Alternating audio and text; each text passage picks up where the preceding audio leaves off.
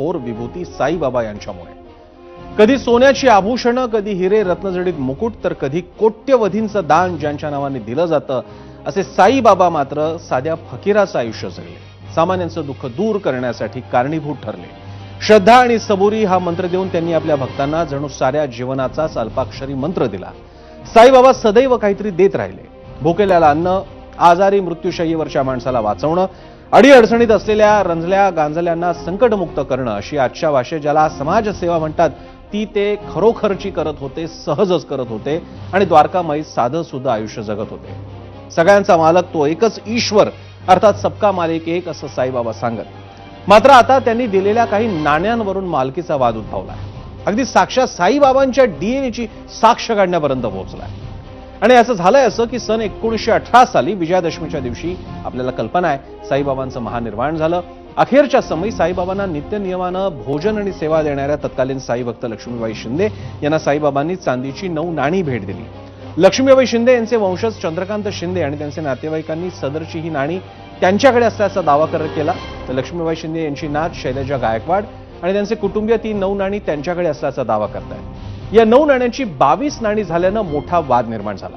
त्यानंतर संजय शिंदे, चंद्रकांत शिंदे यांनी 2022 साली साईबाबा संस्थान आणि पोलीस प्रशासनाकडे तक्रार दाखल केली। अरुण गायकवाड हे लक्ष्मीबाई शिंदेंच्या ट्रस्टच्या माध्यमातून त्यांच्याकडील 9 नाणे भाविकांना दाखवून मोठ्या देणग्या जमा करतात, असा आरोप या तक्रारीत झाला। तर धर्मादाय आयुक्तांच्या चौकशी अहवालात देणगीचा तपशील आहे। विनियोग आणि ही 9 नाणी ही अरुण गायकवाड अध्यक्ष असलेल्या ट्रस्टकडे असल्याचं निरीक्षण नोंदवल्याचं गायकवाडांचा दावा आहे। आणि इतकंच नाही तर शिंदेंकडची नाणी खरी असतील तर त्यावरचे साईबाबांचे डीएनए शोधावेत, असाही दावा गायकवाडांनी केला किंवा असं आव्हान दिलं आपण म्हणूया। मात्र लक्ष्मीबाई शिंदेंचे आम्ही वंशज आहोत, त्यामुळे वारसा हक्कानं ती नाणी आमच्याकडेच असणार, आमच्याकडेच आहेत आणि ती लक्ष्मीबाईंच्या नात शैलजा गायकवाड यांच्याकडे कशी जातील? आजही साईबाबांनी लक्ष्मीबाई शिंदेंना दिलेली नाणी जुन्या घरी असलेल्या मंदिरातच आहेत, तीच खरी आहेत असा दावा शिंदेंनी केलेला आहे। या एकूणच शिंदे गायकवाडांच्या मधल्या वादामध्ये इतर वेळी कोणाच्याही अशा खासगी वादामध्ये इतर कोणाला रस असायचं, स्वारस्य असायचं कारण नाही। मात्र मुद्दा आहे 9 नाण्यांचा, जी नाणी साक्षात साईबाबांनी दिलेली आहेत। त्यामुळे साईबाबांचा आपल्याला कल्पना आहे, शिर्डीमध्ये गेलेल्या प्रत्येकाला माहिती आहे साईबाबा मंदिराच्या सगळ्या परिसरामध्ये साईबाबांचे विविध वस्तू त्यांनी वापरलेल्या असतील, ते जिथे थांबत होते, बसत होते, या सगळ्या गोष्टी भावाचा आणि श्रद्धेचा विषय झालेला आहे आणि त्यामुळेच हा नाण्यांचा विषय सुद्धा महत्त्वाचा झालेला आहे। आणि सगळ्यांचं लक्ष आहे की या बाबतीत तोडगा काय निघतोय। साई संस्थानानं मध्यस्थी करत एक सामोपचाराचा मार्ग असा सांगितलाय की शेवटी नाणी काय ती प्रामुख्यानं साईबाबांचीच आठवण आहेत, मग ती आमच्याकडेच सोपा, आमच्याकडे सुरक्षित राहतील।